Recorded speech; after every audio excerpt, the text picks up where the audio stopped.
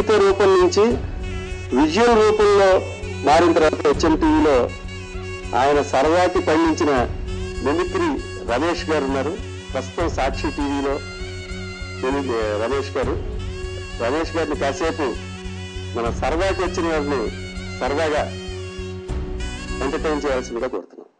ఒక మిమిక్రీ ఆర్టిస్ట్గా రాజగోపాల్ గారి సారథ్యంలో నేను మొట్టమొదటి మిమిక్రీ ఆర్టిస్ట్ అయినప్పటికీ సార్ రాసినటువంటి సరదాకి నా వాయిస్ ద్వారా మీ అందరికీ వాయిస్ని వినిపించి విజువల్ రూపంలో చూపించినటువంటి గురువు గారికి ముందుగా నమస్సులు తెలియజేసుకుంటున్నాను.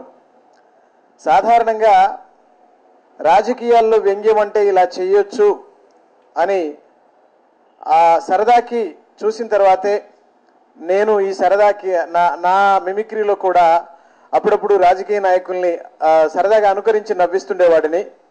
ఈ నవ్వుల్లో రాజకీయ నాయకులే ప్రముఖ పాత్ర వహిస్తారు నా నవ్వులకి. రాజశేఖర రెడ్డి గారు ఆయన ఉన్నప్పుడు రాశారు సారు. అసలు రాజశేఖర రెడ్డి గారి వాయిస్ ఎలా ఉంటుందో ఒకసారి మీకు వినిపిస్తాను.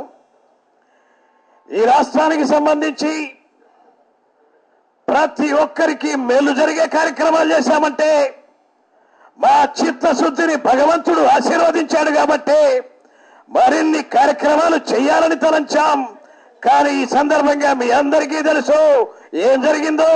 నేను ఎక్కడికి పోలేదు, సరదాకి ఎప్పటికీ చదువుతూనే ఉంటాను, చదివిస్తాను అని చెప్పి ఈ సందర్భంగా సవినయంగా మనవి చేస్తూ రాజగోపాల్ గారికి అభినందనలు తెలియజేస్తూ సెలవు తీసుకుంటున్నా.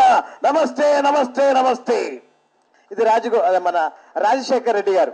రాజశేఖర రెడ్డి గారు రెండు రకాలుగా మాట్లాడతారు. మామూలుగా అసెంబ్లీలో అయితే ఆ రోజు ఆయన ఉన్నప్పుడు చంద్రబాబు నాయుడు గారు లేచి, అంటే చంద్రబాబు నాయుడు గారు మాట్లాడిన తర్వాత మీకు చెప్తాను. ఆ విధంగా చూస్తే అదే మాదిరిగా సరదాకి మమ్మల్ని బాగా రాశారు, మా గురించి బాగా రాసి మీ అందరినీ నవ్వించారు.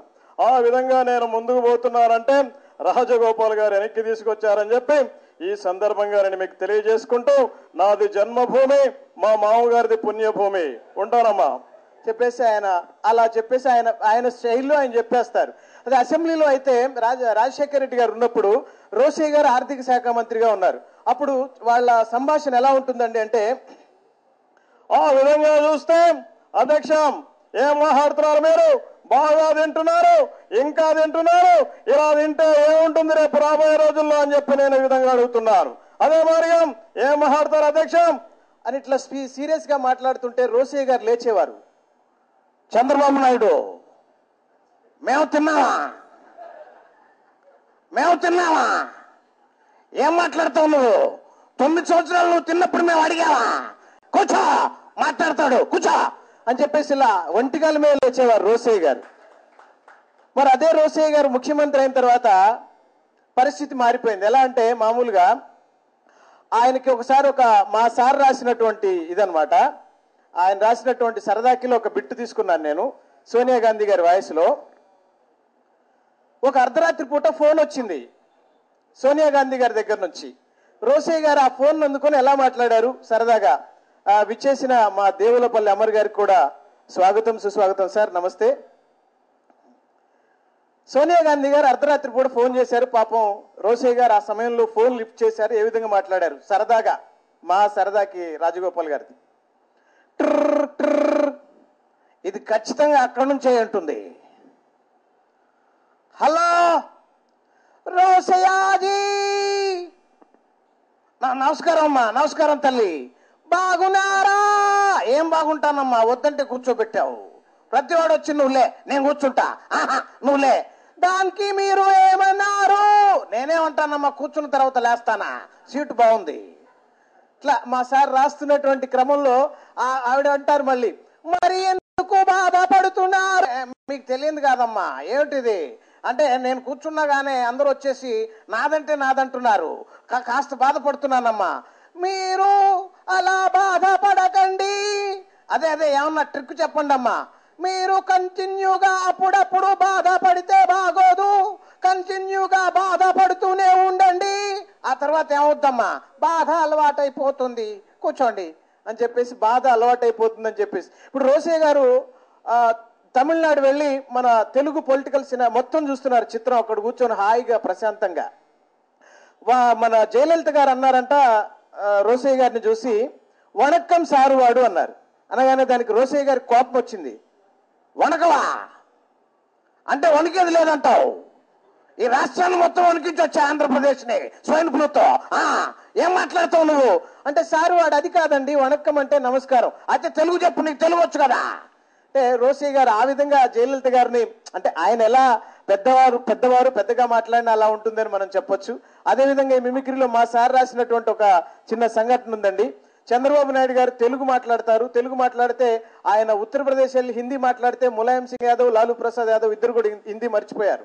ఎలా ఉంటుందంటే చంద్రబాబు నాయుడు గారు హిందీ మాట్లాడితే, ఓ చావల్ మే బియ్యం ఆనే పడేగా, బియ్యం కో గిట్టుబాటు ధర నై లేనే పడేగా, ఆ విధంగా హమ్ ఆగే బఢ్ రహా హై, ఆ విధంగా మై మనవి కర్తా హూ అని చెప్పేసి చంద్రబాబు నాయుడు గారు మాట్లాడతారని మా సార్ రాసినటువంటి బిట్లో ఒకటి తీసుకున్నాను.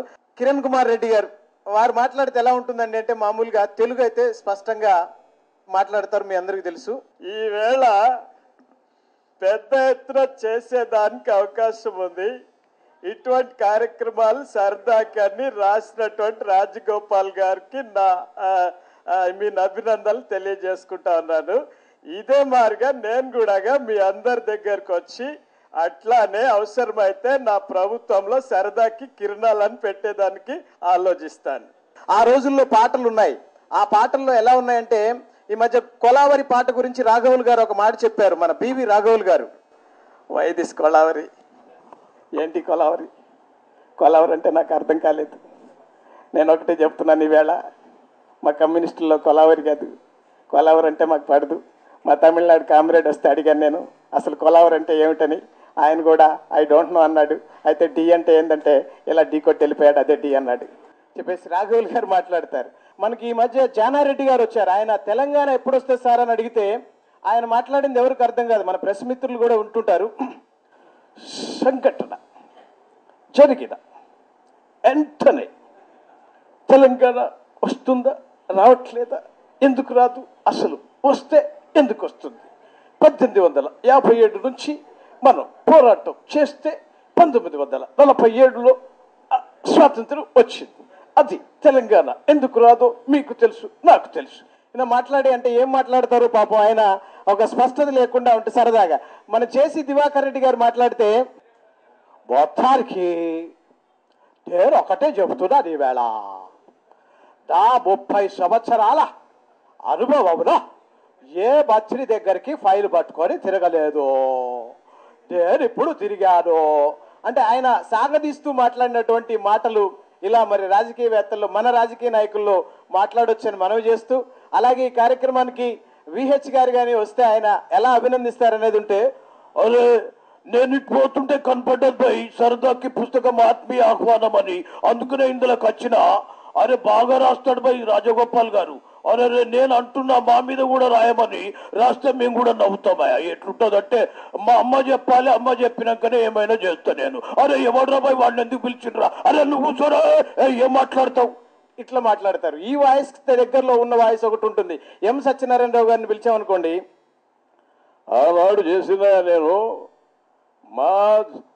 ఒక మాట చెప్తున్నా, సరదాగా అనేది అందరు కూడా నవ్వుకోవడానికి ఆ పిల్లగాడు రాస్తున్నాడు. రాజగోపాల్ అనే పిల్లగాడు అందరినీ పిల్లగాడు అంటాడు ఆయన. అంటే ఆయన ఒక్కడే పిల్లగాడు కాడు. ఈనాడు మా సోనియా గాంధీ ఆమెకు పెళ్లి చేసిన, అట్లనే రాజీవ్ గాంధీకి పెళ్లి చేసిన, వాళ్ళిద్దరు కలిపి పెళ్లి చేసిన. రాహుల్ గాంధీకి పెళ్లి చేద్దామంటే పిల్లగాడు దొరుకుతున్నాడు, ఉత్తరప్రదేశ్ మొత్తం ప్రచారం తిరుగుతున్నాడు. కనపడగానే పెళ్లి చేస్తాపో చెప్పేసి ఇట్లా ఆ విధంగా ఎం సత్యనారాయణరావు గారు. మీ అందరికీ తెలుసండి, ఆ రోజు ఘంటసాల వెంకటేశ్వరరావు గారు ఒక పాట పాడారు. ఆ పాట చిన్న లాస్ట్ బిట్ సార్, క్షమించాలి. అందరూ కూడా నచ్చినట్లయితే ఒక్కసారి మీ నవ్వులే వినిపించారు కానీ మీ క్లాప్స్ వినపడలేదు. కార్యక్రమంలో మళ్ళొకసారి ఇది చిన్న బిట్టు వినిపించి నేను ముగిస్తాను. మా ఆలయాన వెలసిన ఆ దేవుని రీతి, ఇల్లాలే ఈ జగతికి జీవన జ్యోతి.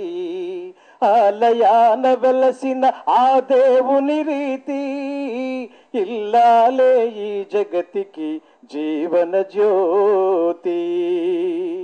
ఇంత అద్భుతమైన పాటని రీమిక్సో ఫ్రీ మిక్సో ఏ కొలావరోడ్కో ఇస్తే ఈ పాటని వాళ్ళు ఎలా పాడతారనేది సరదాగా మీకోసం.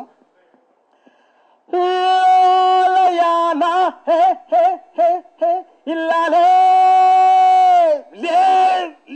ఇట్లంటే ఇల్లాలు లేస్తా అది. ఆయన ఎంత చక్కగా పాడాడు, ఇల్లాలే ఈ జగతికి జీవన జ్యోతి అని. ఇల్లాలే లే లే ఈ జగతికి లాస్ట్కి వీడు ఎందుకు అరుస్తాడంటే ఎవడో వచ్చి పిన్ను పెట్టి కూర్చాడు దిగరాబాయ్ అని, అందులోనే అరిచాడు. అది కూడా పాటలో ఆగిపోయింది. చిన్నగా సార్ ఒక గద్దర్ గారి వాయిస్ ఒకటి ఇమిటేషన్ చేస్తాను. ఇంతవరకు గద్దర్ అన్న పాట పాడుతుంటే మధ్య మధ్యలో అరుస్తుంటాడు. ఎట్లుంటుందంటే, పొడుస్తున్న ఒక్కసారి కాదు 3 సార్లు పొడుస్తాడు. ముళ్ళుగారు తీసుకుని ఎవరన్నా పొడుస్తున్న అరే ఆగరబాయి లేస్తే కనట్టు పొడుస్తున్న పొద్దు మీద నడుస్తున్న కాలమా పోరు తెలంగాణమా బల బల బల బల బల బల బల బల బల ఎందుకు అరుస్తావు అన్నా మధ్య మధ్యలో అంటే ఎవరైనా నిద్రపోయేటోళ్ళు ఉంటే లేస్తారు రతమ్మి, వెనక నిద్రపోయినా ముందు నిద్రపోయినా అని చెప్తాడు. ఇది గద్దరన్న వాయిస్గా ఇమిటేషన్ చేస్తూ మరి అవకాశం కల్పించినటువంటి మా గురువర్యులు రాజగోపాల్ గారికి, అలాగే